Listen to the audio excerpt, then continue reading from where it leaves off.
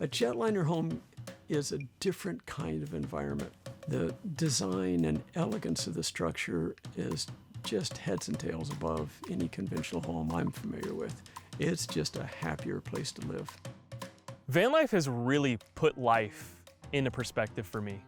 Being able to travel around the country and experience all these unique people and unique places. And now I'm forced to go out of my element and experience things I wouldn't normally experience. There's something so rewarding about taking an old structure and then breathing life back into it. What I love about it the most is that there is a sense of history and a story that's already built in that you are maybe just helping write some of the final but most exciting chapters too.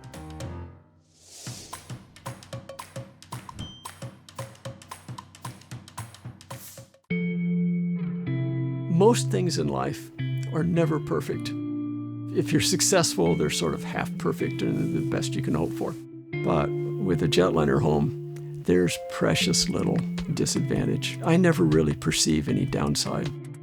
That said, it's a salvage jetliner. It was hardly the perfect execution. Hi, welcome to my airplane home.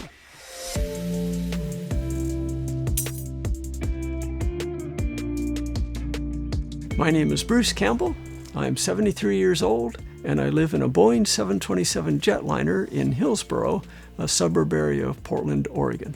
I'm an electrical engineer. I'm a classic nerd. I'm a circuit design engineer. I no longer work for income, but I'm as active as ever, as best I can judge.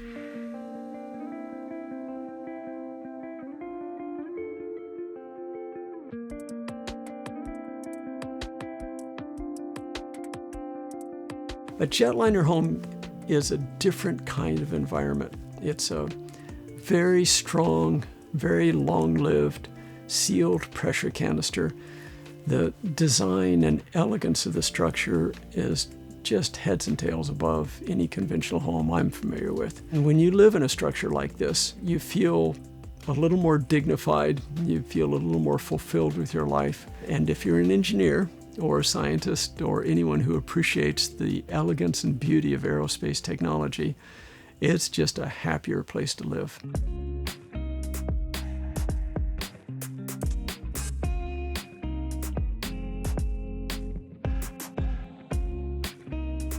This is a futon sofa, and it folds flat for company, and an electric blanket on top. I don't know if I'd be alive right now if it weren't for the electric blanket. It's just a simple futon sofa, but it serves as my bed, and also, especially during the winter, my working surface, because it's warm, and most of my real work is simply on the laptop. This is a Faraday cage. Radio signals don't penetrate aircraft well. So currently, I just have a cell phone which leans up against one of the cabin windows, one of the polycarbonate windows, which is radio transparent, and receives an adequate, though not perfect, signal. And hopefully at some time in the near future, I'll be able to acquire an actual Wi-Fi signal from Hillsboro, which provides a free Wi-Fi service.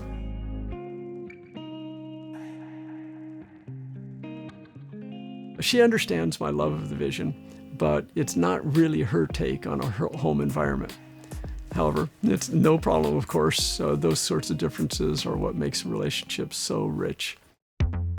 This is my previous shower, and it's only partially fabricated because in earlier days I needed an indoor shower, but I had much higher priorities.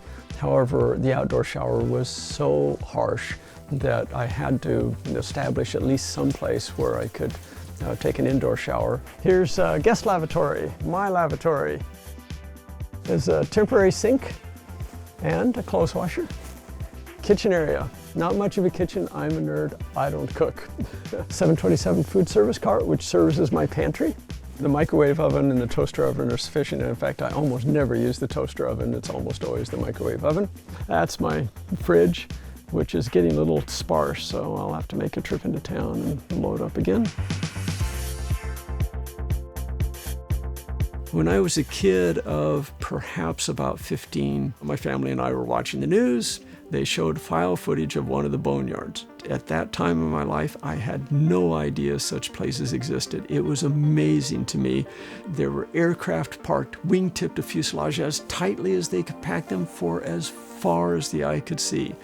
My jaw dropped and I thought, oh my God, that's incredible. There are thousands of them and they're just sitting there. Why can't I have one? Shortly after graduating from college, I purchased this real estate property, the 10 acres of land which my aircraft resides upon. And I paid the mortgage off quickly.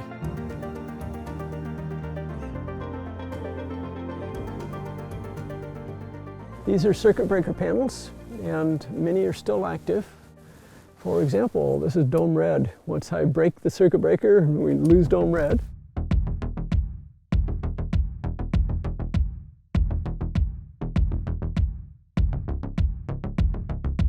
That was a big mistake. That was a whopper class mistake. I'll never do that again.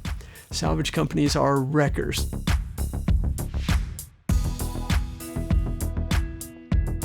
I highly recommend just buying a jetliner completely intact and completely functional, except maybe removal of the engines. That was a mistake too. Their choice was not optimum, but it is a passenger jetliner.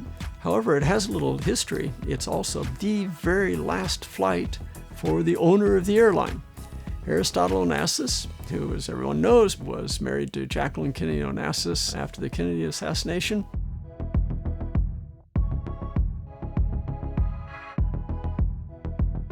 And so, what you see in the forward galley now is Aristotle's ghost. This aircraft was all tourist class. There was no business class, no first class. It was tourist from flight deck all the way to the tail. And so the few seats I've retained are tourist class seats because that's all she had.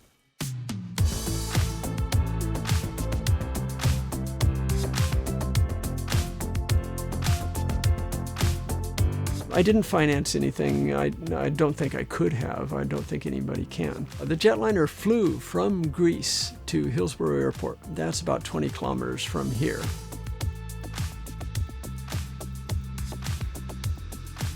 The engines and APU and many other elements were removed at the Hillsborough Ferry Complex, and she'll never fly again. This is an image of the aircraft during transport. We started at midnight from the Hillsborough Ferry Complex and then weaved our way through downtown Hillsborough with just literally centimeters to spare. But everything went smoothly.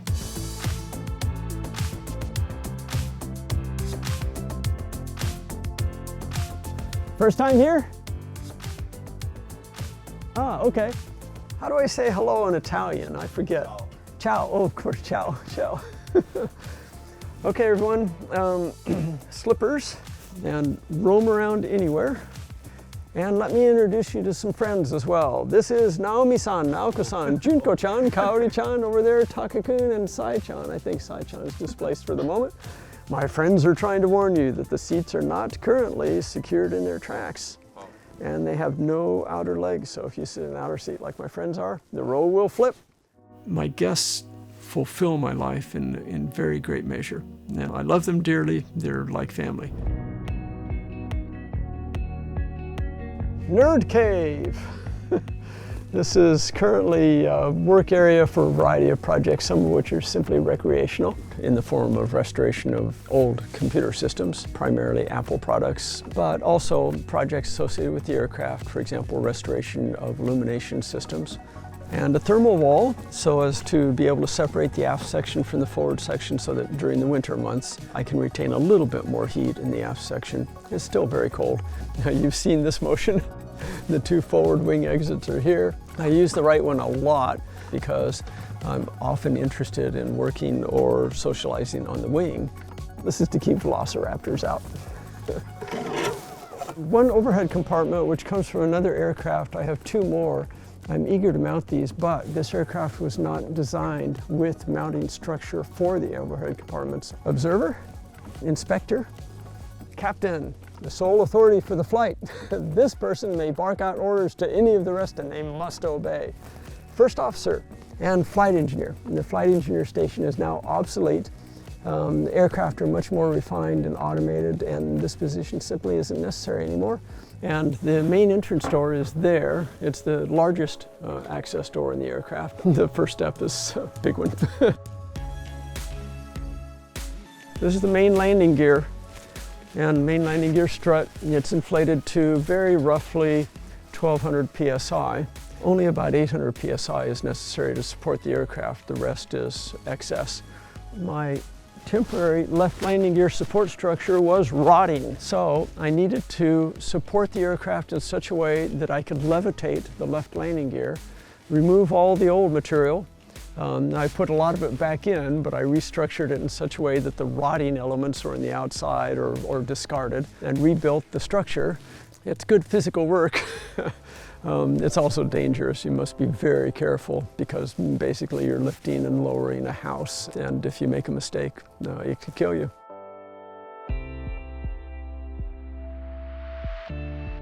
I have no regrets about pursuing this vision. It's fun. Jetliner homes are really cool, and in my experience with my guests, I do believe that humanity will embrace this vision wholeheartedly in enough proportion that we can utilize every jetliner which retires from service. The most awkward element of my life right now is that this jetliner, which I adore, is in the wrong country. It's in the wrong place for me. My dearest friends and loved ones are in Japan. I want to live in Japan or share time between Japan and New Zealand. My challenge is to execute a second project, and then hopefully a third one, and then hopefully a fourth and a fifth and a sixth and a 99th and the 999th and so on. And of course, version 2 is for Japan, and it's intended to put a home which I love in a land I love with the people I love. And then if I can simply regain my youth, everything will be fine.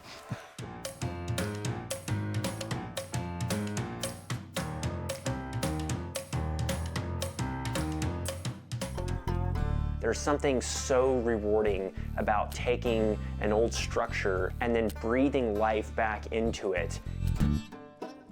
When people come and stay here, they tell us all the time, they feel like they're traveling back 100 years in time. It's very transportive, and that's pretty fulfilling. I'm Isaac French, and I'm from Deary, Idaho. My family and I converted this 100-year-old train car into a one-of-a-kind Airbnb.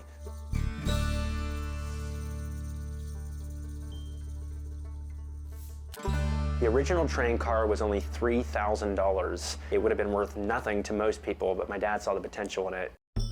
My dad first heard about this train car 5 or 6 years ago. Our neighbor, who is a farmer, called him up and said, I really need some help shoveling my roof because we got a lot of snow.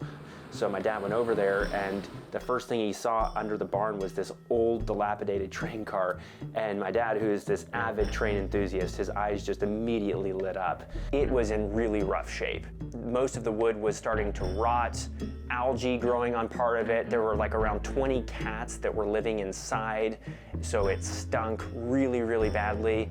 And to most people, myself included, it looked irredeemable. And it took us like 2 years just to find a mover who was willing to tackle this project. The car is 61 feet long. This is northern Idaho with hilly, windy, curvy roads, and it was just a bear to move. With an 18-wheeler and some bulldozers, we were finally able to get it over here. After we moved it, was only 6 months start to finish for the entire restoration project. All in, we spent around $150,000. The first $3,000 was actually purchasing the train car.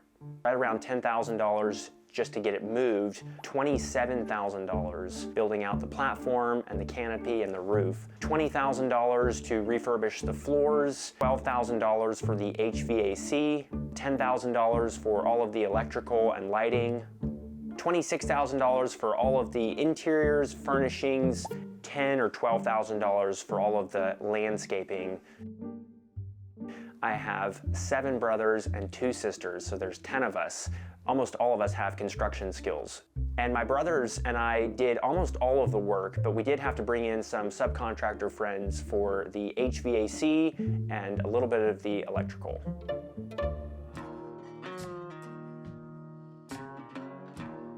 Here is car 306, Washington, Idaho, and Montana Railway. We chose the highest point on our property so that we could capture these epic views. I hand lettered all of the exact markings, the same font, the same positioning, everything on the car. And we were able to do that because we found that old photograph of the day this was built. All of the windows are original, they still function. So in the summer, we open these up, let the breeze blow through the car. Let's go inside and take a look. Okay, now we are inside, which is my favorite place. This is the passenger room, which we converted into a sitting area, kitchenette. All of this material is original, so we hand sanded it, finished it, got it down. I still remember that first moment applying oil to this beautiful wood and all the color popping back. It was just amazing. And then my mom, who loves antiques, found, sourced, and decorated all of these furnishings, chairs, rugs, tables, chests, everything. And we added a gas potbelly stove in the original railroad style. Now we're entering into the original cargo area. We use this as sort of an extra space, coat racks, luggage racks, the AC, a lot of the original doors and such, which we had to partition off. And then we added this bathroom right here with a barn door, very capable walk-in bathroom. And then next we have the bedroom, which was the original mail room. This is a very cozy, intimate space, plenty of natural light, you have the clear story windows, and a king-sized bed, which our guests absolutely love. They wake up in the morning, they look straight out onto these beautiful panoramic views of the countryside. A lot of times there's wildlife out here. It's a really epic place to sleep.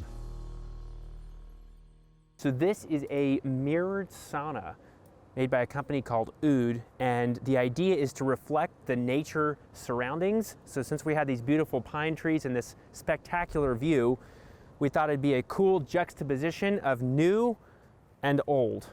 So now guests can come, experience the sauna, and then go straight into the hot tub, sit by the campfire, have a good time. It costs between $325 and $350 a night to stay in car 306. Though I think theoretically we could go higher, we don't want to price too many people out of it because it's so fulfilling and rewarding to be able to host all these people from such diverse backgrounds that want to experience this piece of history. The first few years we were open, we were between $75,000 and $90,000 per year, but each year has continued to expand as the word has gotten out and more people have discovered us. Last year, 2023, we did around $89,000 to $90,000 of revenue total, and then in 2024 we're projected to bring in around $105,000. 30 to 35% of overall revenue goes towards paying the cleaning costs, property taxes, insurance, etc. So it's around 65% profit margin.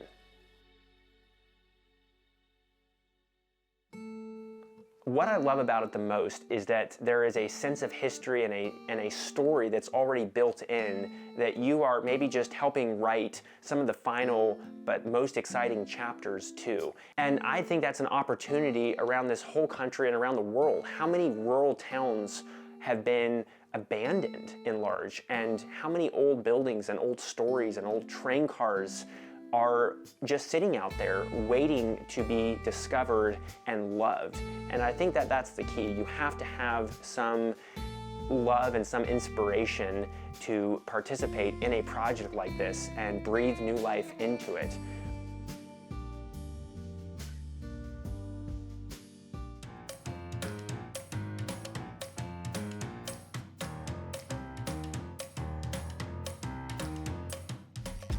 Living in a van is not as glamorous as it seems on social media. It's fun and adventurous, and I feel like I'm living life right now, but I do feel homeless sometimes. I don't necessarily feel like I belong anywhere.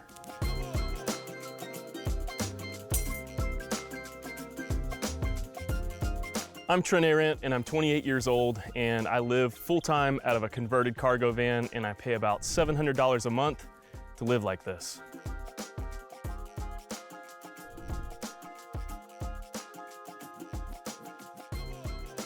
Before I lived in a van, I was living in a house with a girl, and I was in love, and life was great. Everything was going perfectly, and then that relationship fell apart really quickly. And I was left in this big empty house alone with nothing but my thoughts to eat me alive.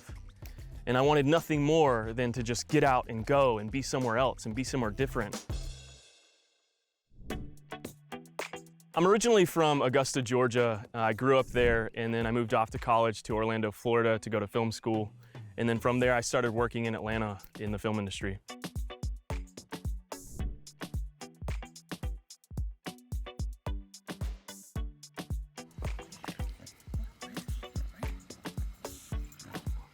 I don't know that I would be able to live this lifestyle without my dog, Millie. She provides a lot of comfort for me. Whenever I'm having a bad day, she's always there to cheer me up. It's hard to build and maintain relationships with people, and that gets really hard. And when you're living in a van by yourself like I'm doing, it gets really, really lonely.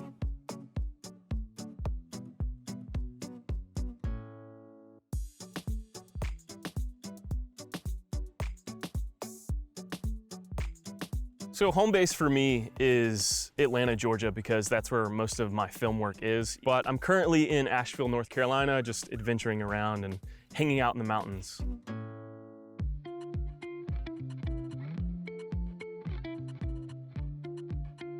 I think one of my favorite places I've ever been to was this spot in the middle of the desert in Nevada. I had this hot spring all to myself, and I was surrounded by snow-capped mountains. It literally was a dream, and it was so therapeutic for me. I had that place for a week all to myself.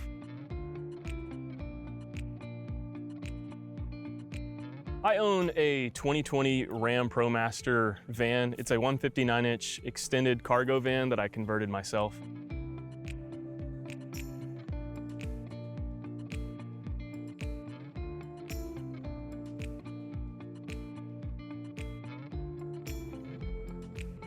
I bought this van brand new right off the lot. It was actually my first brand new vehicle purchase in my entire life, so it was quite a difficult process, and I had to go to several different dealerships before I was able to lock down this van here. And I bought it in Charlotte, North Carolina after months and months of haggling with dealerships. Damn, baby.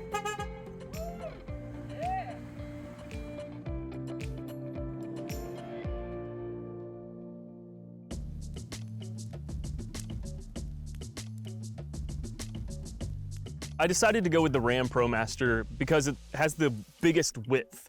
It's just so much easier to build out of. I honestly didn't even look at any other vans. The MSRP of my van is $47,000.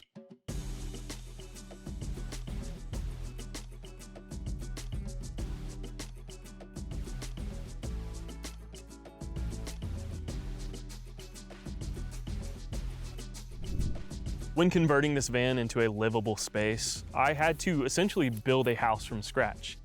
Yes, the shell of the house was there, but I still had to add insulation, plumbing, gas, and even electrical. And I've got solar panels mounted on the roof of my van, which power all of my appliances in my van.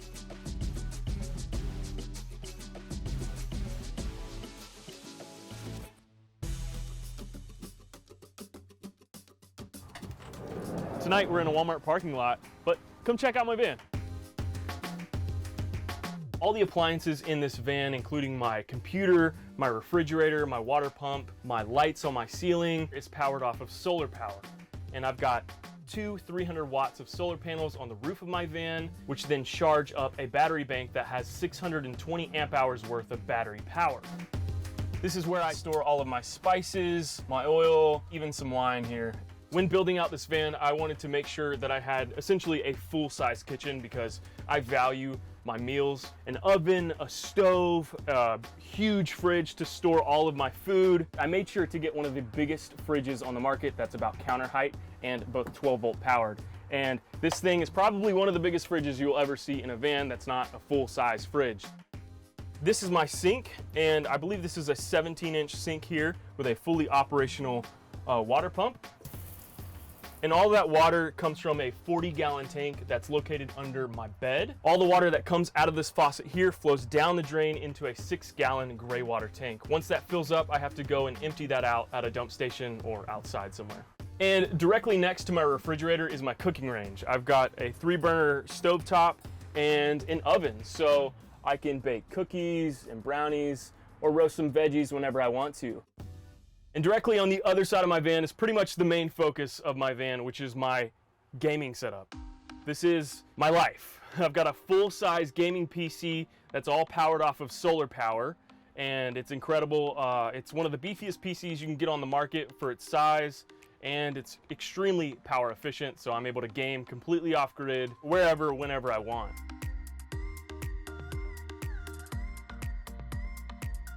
So right next to my gaming area is where my toilet is. And believe it or not, I rarely ever use this toilet because it's a very simple toilet. And by that I mean you literally just kind of go in a bag. So that's why I say it's for emergency purposes only. And when I do go to the bathroom, I often find myself going to public restrooms or just going out in nature. And this here is Millie's bedroom. When I was building out my van, Millie loved this area of the van. I just knew I had to make it her own space. So that's exactly what I did. This is about a 2.5 by 2.5 living space for her. I've got a little light here that can turn on and off.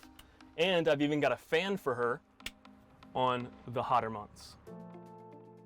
This here is my bedroom. I sleep on a full-size memory foam mattress, and because the way I built out my bedroom, I've got these little out-jogged areas.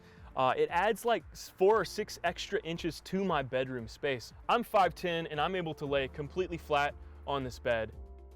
So right above my bed is where I store all of my clothes.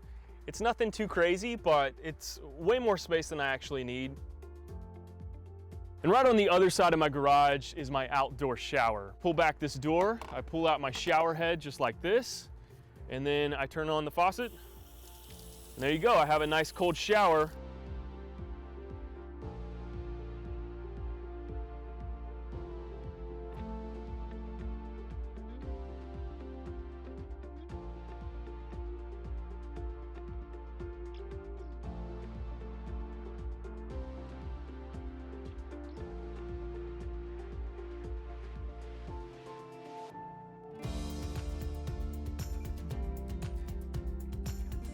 Van life has really put life into perspective for me.